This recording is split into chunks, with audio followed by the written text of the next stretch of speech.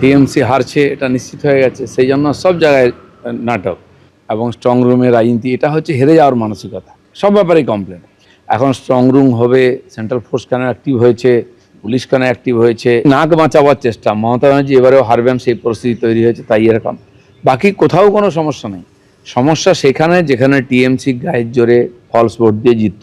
কলকাতা আশপাশ যেটা টিএমসির গড়, যেগুলো প্রচুর ফলস ভোট ছিল কেটে গেছে, যেগুলো ওরা হারছে, সেইখানেও অস্তিত্ব রাখার লড়াই ওরা লড়ছে, সেই জন্য এইসব ড্রামা হচ্ছে। এই নিয়ে একেবারে গতকাল সন্ধ্যে থেকে মাঝরাত পর্যন্ত উত্তপ্ত হলো স্ট্রং রুমের বাইরের পরিস্থিতি, জানিয়ে সোশ্যাল মিডিয়ায় সরব হলেন শুভেন্দু অধিকারী। তিনি সোশ্যাল মিডিয়ায় এক্স হ্যান্ডেলে পোস্ট করেছেন, কোনো বাড়তি সুবিধে নেওয়া থেকে ভবানীপুরের তৃণমূল কংগ্রেস প্রার্থীকে বিরত থাকতে বাধ্য করা হয়েছে। যতই চেষ্টা চালান না কেন, কোনো রকম নিয়ম বহির্ভূত কাজ তিনি করতে পারেননি। উনি যতক্ষণ স্ট্রংরুম প্রাঙ্গণে ছিলেন, ওকে আমার election agent advocate Suryanil Das নজরদারিতে রেখেছিলেন, যাতে উনি কোনো অসৎ উপায় অবলম্বন করতে না পারেন। ভবানীপুর সহ গোটা পশ্চিমবঙ্গের ভোটার মণ্ডলীকে আমি আশ্বস্ত করতে চাই। লজেনা রোডের গণনা কেন্দ্রে মমতা বন্দ্যোপাধ্যায়ের উপস্থিতি নিয়ে এক্স হ্যান্ডেলে এই পোস্ট করেছেন শুভেন্দু অধিকারী।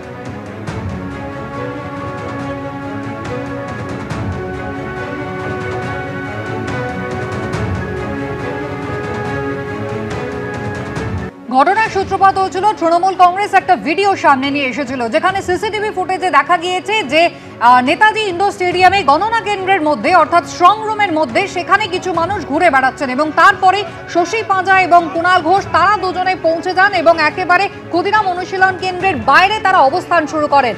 পরিস্থিতি ক্রমাগত উত্তপ্ত হতে শুরু করে। সাখওয়াত মেমোরিয়াল গার্লস স্কুল, যা হচ্ছে ভবানীপুর বিধানসভা কেন্দ্রের স্ট্রং রুম, সেখানে পৌঁছে যান মমতা বন্দ্যোপাধ্যায়। 4 ঘন্টা তিনি ওই স্ট্রং রুম প্রাঙ্গণে ছিলেন এবং বেরিয়ে এসে তিনি অভিযোগ করেন ইভিএম এ কারচুপি করা হতে পারে, আশঙ্কা প্রকাশ করেন।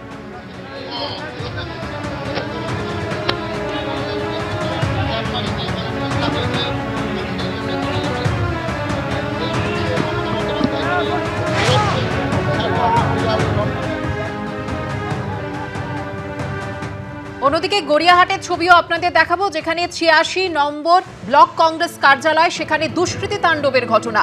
পোস্টার ফ্লেক্স ছিঁড়ে ভাঙচুর চালানোর অভিযোগ উঠছে। অবিলম্বে দুষ্কৃতীদের গ্রেফতারির দাবিতে গড়িয়াহাট থানার বাইরে বিক্ষোভ।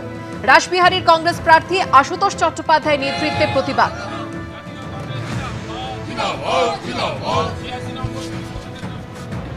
এই 86 নম্বর ব্লক কংগ্রেস অফিসকে কেন ভাঙচুর করা হলো, কারা ভাঙচুর করলো? সামনে সিসিটিভি আছে।